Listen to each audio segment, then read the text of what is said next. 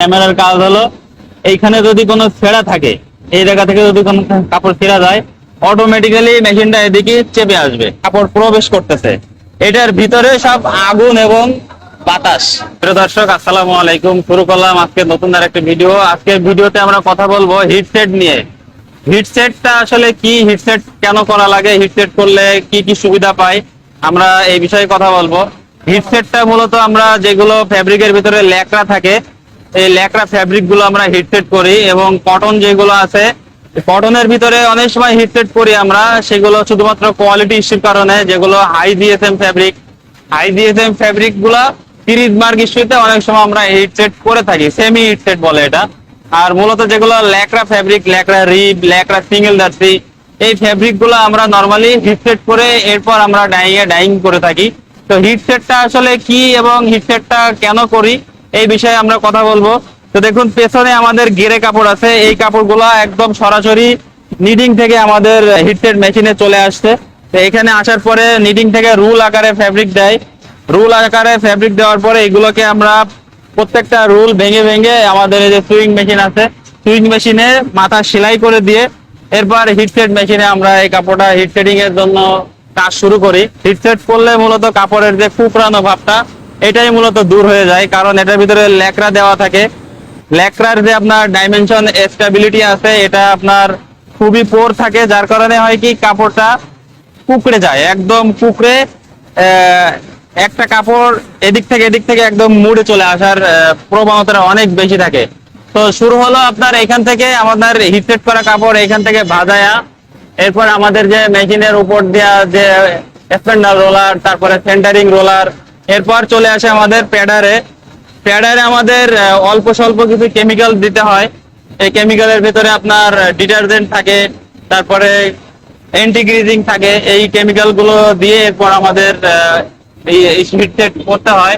তো এই কাপড়টাতে আমাদের মূলত ডিটারজেন্ট এবং অ্যান্টিগ্রিজ দেওয়া আছে। ডিটারজেন্ট দিলে আপনার কাপড়ের যে ওয়েটেবিলিটি, এটা বৃদ্ধি পায়, তাহলে আপনার হিটসেটটা ভালো হবে, হিটসেটের কোয়ালিটিটা ভালো হবে। তো এইটা আমাদের দেখেন একটা প্যাডার, এই প্যাডারের ভিতরে আমাদের ডিটারজেন্ট দেওয়া আছে, তারপরে অ্যান্টিগ্রিজ দেওয়া আছে। অ্যান্টিগ্রিজ দিতে আমরা হলো যাতে কাপড়ের ভিতরে ক্রিজ মার্কটা না থাকে, এবং ডিটারজেন্ট দেওয়া আছে যাতে আমাদের যে প্যাডারের যে পানি আছে, এই পানিটা যেন পুরা কাপড়ে খুব সুন্দরভাবে প্রবেশ করে। আর হিটসেটটা মূলত দুই ভাবে করা হয়। হিটসেটটা একটা ড্রাই হিটসেট, আর একটা হচ্ছে আপনার ওয়েট হিটসেট। তো আমরা মূলত এই কাপড়টা ওয়েট হিটসেট করতেছি। এই কাপড়টা দেখেন এইখানে ভেজা আছে, কারণ আমরা প্যাডারে পানি এবং detergent that means waiting agent ব্যবহার করতেছি, যার ফলে কাপড়টা সমান্তরাল ভাবে সব জায়গায় খুব সুন্দরভাবে কাপড়টা ভিজতেছে। আমরা যদি ড্রাই হিটসেট করলাম, তাহলে কিন্তু ড্রাই হিটসেটে কোনো ধরনের কেমিক্যাল দরকার হয় না। ড্রাই হিটসেটটা সরাসরি প্যাডারের উপর দিয়ে পাস হয়ে ডাইরেক্ট হিটসেট হয়। আর যেটা আপনাদের ওয়েট হিটসেট, যেটা ওয়েট হিটসেটটা হচ্ছে আপনার প্যাডারে কেমিক্যাল দেওয়া হয়। এই কেমিক্যালের ভিতরে আপনাদের বললাম ওয়েটিং এজেন্ট, ডিটারজেন্ট এবং অ্যান্টিগ্রিজিং, কখনো কখনো আপনার অন্য কোনো কেমিক্যালও থাকতে পারে। তো মূলত দেখেন এই কাপড়টা ভেজা, এই যে ভেজা, পুরা কাপড়টা সুন্দরভাবে ভিজছে, তার কারণ হচ্ছে আমাদের প্যাডারে ওয়েটিং এজেন্ট দেওয়া আছে। আমাদের এই মেশিনটা 10 চেম্বারের মেশিন। 10 চেম্বার মেশিন হওয়ার কারণে আমাদের হিটসেটের যে হিটসেটের প্রোডাকশনটা বেশি হবে। আর মেশিনটা যদি আমাদের 8 চেম্বারে হতো, তাহলে প্রোডাকশন অনেক কম হতো। এই মেশিনে স্পিড কত দেওয়া আছে এখন চলতেছে? 26 স্পিডে। 26 স্পিডে যেভাবে চলতেছে মেশিনে, ঘন্টায় কত কেজি প্রোডাকশন বের হতে পারে? আনুমানিক 500 কেজি। এটা জিএসএম এর উপর। আচ্ছা, এটা ছোটটা বড়টার কাপড় আছে। হ্যাঁ, যত বড় হবে জিএসএম তো হাই হবে, প্রোডাকশন তত বাড়বে। রাইট। আচ্ছা প্রিয় দর্শক, আসলে প্রোডাকশনটা ডিপেন্ড করবে হলো আমাদের ডায়া এবং জিএসএম এর উপরে। তো আমাদের এই মেশিনটা 26 স্পিডে, এটা একটি রিপ কাপড়, 220 জিএসএম এর কাপড়। এই কাপড়টা আনুমানিক আমরা বলতেছি যে 500 কেজি প্রোডাকশন হবে। এটা যদি জিএসএম আর একটু কম হইতো, ডায়া যদি বেশি হইতো, তাহলে প্রোডাকশনটা বেড়ে 600 কেজি, সর্বোচ্চ 600 কেজি, হ্যাঁ 600 কেজি হইতো। তো আমাদের কত টেম্পারেচারে হিটসেটটা চলতেছে এখন? 198। তো প্রিয় দর্শক, আমরা হিটসেট নরমালি আপনার 220 হাইয়েস্ট টেম্পারেচার এবং নরমাল আপনার 198, 200, 220 এর ভেতরেই মূলত আমরা করে থাকি। এই রোলারটার নাম হলো ওভারফিট রোলার। ওভারফিট রোলারের কাজ সম্পর্কে আপনাদের একটি ডিটেইলস ভিডিও দিব আপনাদের। তারপরে বলি যে এই রোলারটা আপনার জিএসএম কমানো এবং বাড়ানোর ক্ষেত্রে কাজ করে। আমরা ওভারফিট স্পিড যদি বেশি দিই তাহলে জিএসএম কমে না বাড়ে? জিএসএম বাড়বে। আমরা বলতেছি যে আমাদের ওভারফিডের স্পিড যদি বেশি দিই তাহলে জিএসএম বাড়বে, আর যদি কমাই দিই জিএসএম কমবে। মূলত আমাদের এই যে ওভারফিট রোলার, এই ওভারফিট রোলার এবং নিচে আমাদের আরো কিছু রোলার আছে। এই ওভারফিট রোলারটা মূলত টেনশন কন্ট্রোল করে।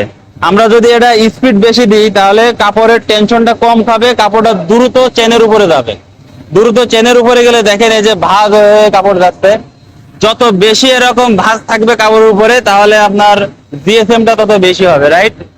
আর যদি আপনার টেনশনটা কমাই দিই এই ওভারফিট রোলারে তাহলে কাপড়ের উপরে এত ভাঁজ দেখা যাবে না, একদম সমান এরকম সমান অবস্থায় কাপড় যাবে।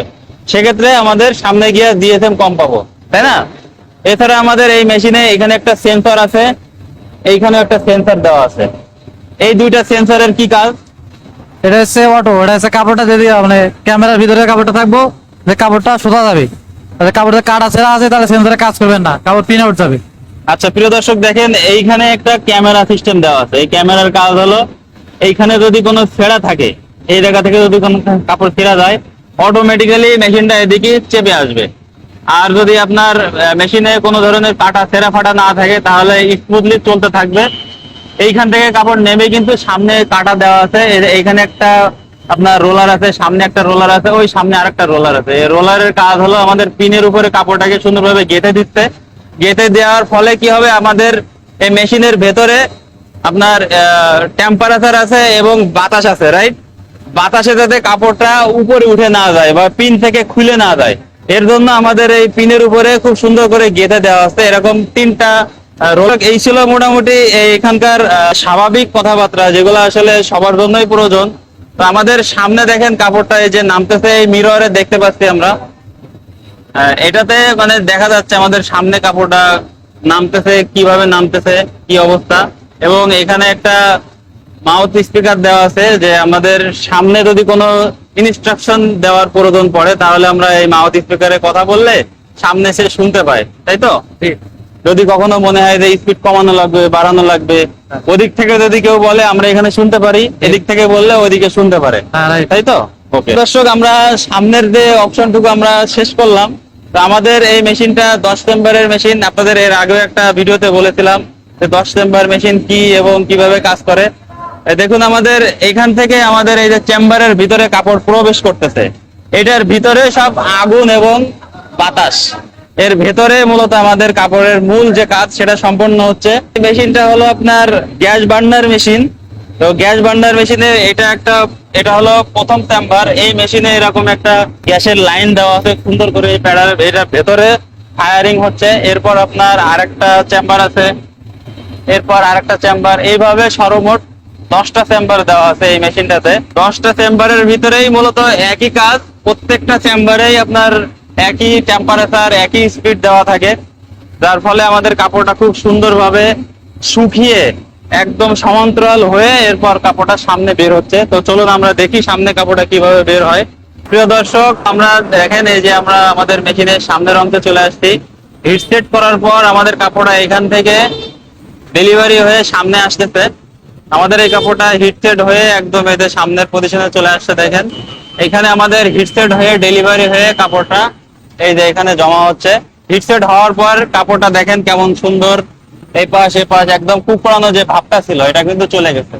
আপনাদের আমরা বলেছিলাম যে হিটসেট করলে মূলত কাপড়ের উপর যে কুকড়ানো ভাবটা থাকে, কাপড়ের টেন্ডেন্সি থাকে ক্রিঙ্কেল, মানে এই মাথা এদিকে কুকড়ে আসবে, এবং ল্যাকড়া ফেব্রিক যেগুলো আছে সেগুলো মূলত নিটিং থেকে আসার পর একদম কুচকানো অবস্থায় থাকে। তার কারণ হলো ল্যাকড়াটা ওর কাজই হলো ফেব্রিককে কুকড়ে নিয়ে আসার।